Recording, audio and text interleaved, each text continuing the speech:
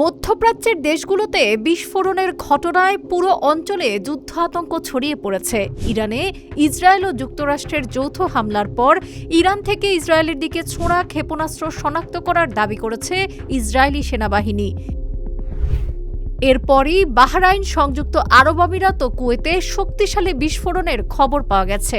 Reuters ও Al Jazeera সহ আন্তর্জাতিক সংবাদ মাধ্যমগুলো এই তথ্য নিশ্চিত করেছে। এদিকে উপসাগরীয় ওই তিন দেশ তাদের আকাশসীমা বন্ধ করে দিয়েছে। রয়টার্স জানিয়েছে, বাহরাইনের জাফায়ার এলাকায় বিকট বিস্ফোরণের পর আকাশে ধোঁয়ার কুণ্ডলী উঠতে দেখা গেছে।